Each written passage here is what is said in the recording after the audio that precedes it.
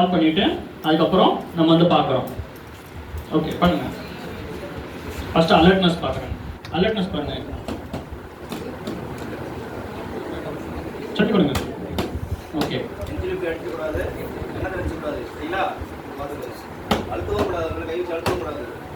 இல்லைன்னா அப்போ வரைக்கும் போகாத உயிர் நீங்கள் அடிச்சதுக்கப்புறம் போயிடும்.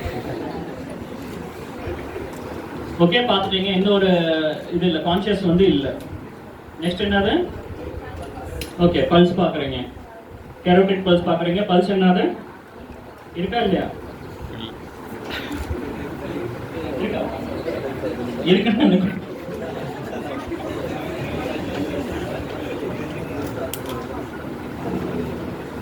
கேரோட்டிட் பார்க்குறீங்க, அது வந்து என்னது ஆப்சென்ட். ஓகே நெக்ஸ்ட் எதுவும் பிளாக்கேஜ் இருக்கா அப்படின்றத பார்க்குறீங்க.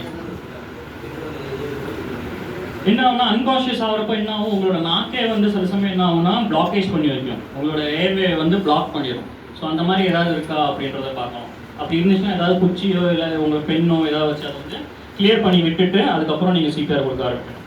ஓகே இப்போ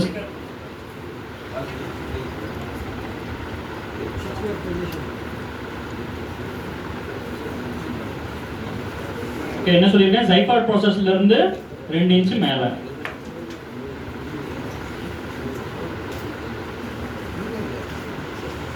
ஓகே மாஸ்டர் ஹேண்ட் கீழே இருக்கணும், அதை வந்து லாக் பண்ணிக்கும். வேற மைக் இருக்கு, இது லாக் ஆகிட்டு இருக்கு. ஓகே இது வந்து என்ன இருக்கணும், ஸ்ட்ரெயிட்டாக இருக்கணும். லாக் பண்ணிட்டு கொடுங்க 30 கம்ப்ரெஷன்.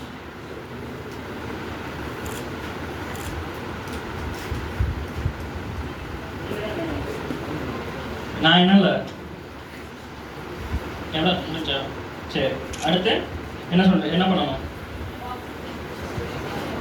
ஆர்டிஃபிஷியல் ப்ரீதிங் கொடுக்கணும். தலையை அழுத்தி கொண்டுடணும்.